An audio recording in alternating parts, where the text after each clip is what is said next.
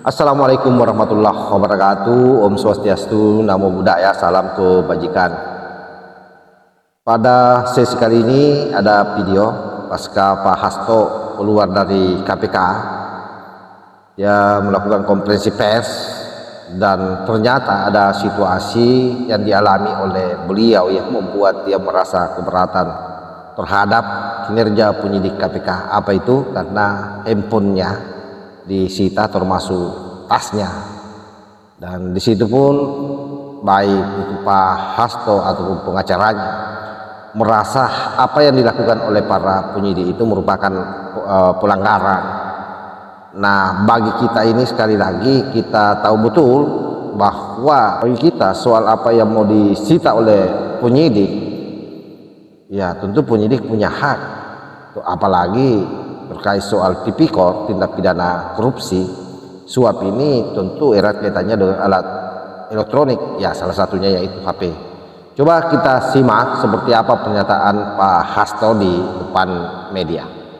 Baik, terima kasih rekan-rekan pers atas kesabarannya. Jadi saya datang ke KPK ini dengan niat baik sebagai seorang warga negara yang juga taat pada hukum. Saya di dalam ruangan yang sangat dingin hampir sekitar 4 jam, dan bersama penyidik face to face itu paling lama 1,5 jam. Sisanya ditinggal kedinginan. Dan kemudian pemeriksaan saya belum masuk materi pokok perkara, karena di tengah-tengah itu kemudian staf saya yang namanya Kusnadi itu dipanggil, katanya untuk bertemu dengan saya, tetapi kemudian tasnya dan handphonenya atas nama saya itu disita.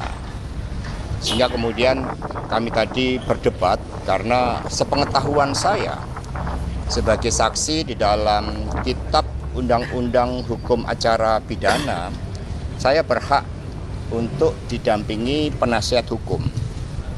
Dan kemudian akhirnya ya saya memutuskan bahwa pemeriksaan nantinya untuk dilanjutkan pada kesempatan lain. Dan kemudian ada handphone yang disita, dan saya menyatakan keberatan atas penyitaan handphone tersebut. Ya karena segala sesuatunya harus didasarkan sesuai dengan hukum acara pidana, karena ini sudah suatu bentuk tindakan yang pro justisia, sehingga hak untuk didampingi penasihat hukum itu seharusnya dipenuhi oleh mereka yang menegakkan hukum. Sehingga teman-teman pers kemudian akhirnya ya kami menyampaikan, ya kalau gitu nanti pada kesempatan lain kami akan datang memenuhi undangan dari KPK sebagai wujud tanggung jawab dan komitmen kami sebagai warga negara. Terima kasih. Mas, informasinya bahwa mungkin dari penasihat hukum dulu, silakan. Anda sempat menandatangani soal keberatan itu ya, Pak? Baik, saya mau sampaikan satu hal ya.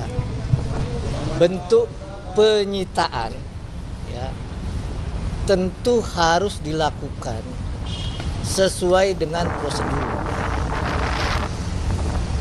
Sebagaimana disampaikan oleh Pak Hasto, bentuk-bentuk pemanggilan ya, ajudan lalu hadir dan langsung menggeledah dan sekarang menyita tentu wajib dan patut dipertanyakan.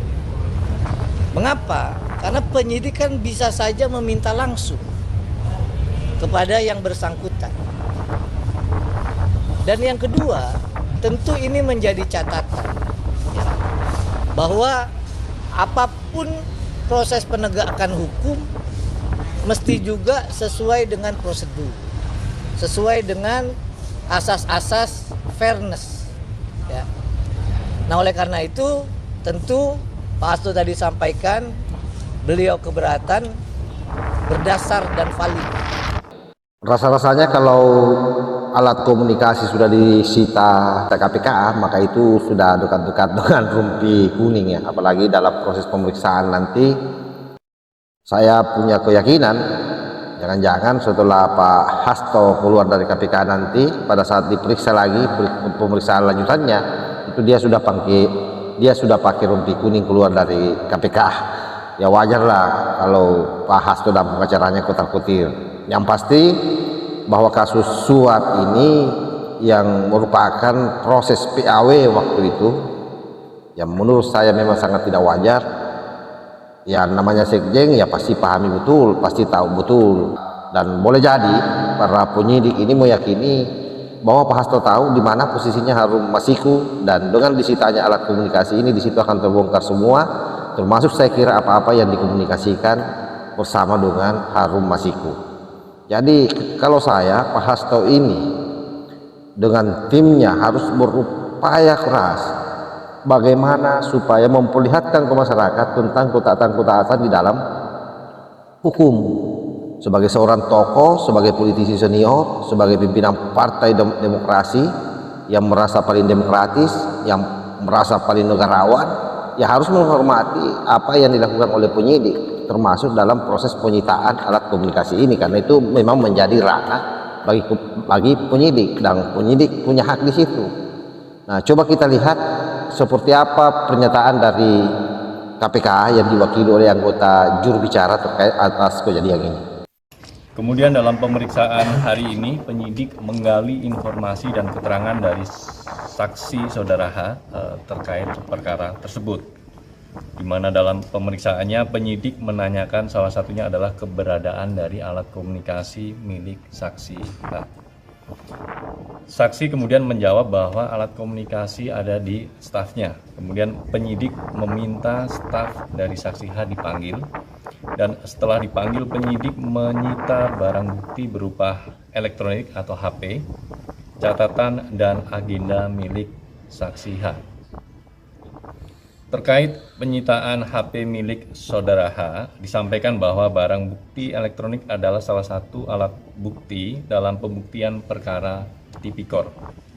Penyitaan HP milik saudara H adalah bagian dari kewenangan penyidik dalam rangka mencari bukti-bukti terjadinya peristiwa tipikor dimaksud. Penyitaan dilakukan KPK sudah sesuai dengan ketentuan yang berlaku dan disertai dengan surat perintah penyitaan. Penyidik akan mengagendakan pemeriksaan saksi H berikutnya. Oke, saya kira jelas ya apa yang disampaikan oleh juru bicara KPK terkait soal penyitaan yang dilakukan terhadap alat komunikasi Pak Hasto, termasuk tasnya. Kronologinya saya kira jelas dan itu merupakan kewenangan penyidik. Jadi yang disampaikan oleh Pak Hasto dan pengacara ini adalah merupakan salah satu bentuk perlawanan, mencoba membangun alibi bahwa apa yang dilakukan oleh penyidik ini adalah sesuatu yang tidak sesuai dengan prosedur. Ya, tapi itulah yang namanya orang yang bermasalah pasti akan berupaya merasionalkan apa yang dialaminya dalam perspektifnya bahwa dia berada dalam situasi yang benar. Wassalamualaikum warahmatullahi wabarakatuh.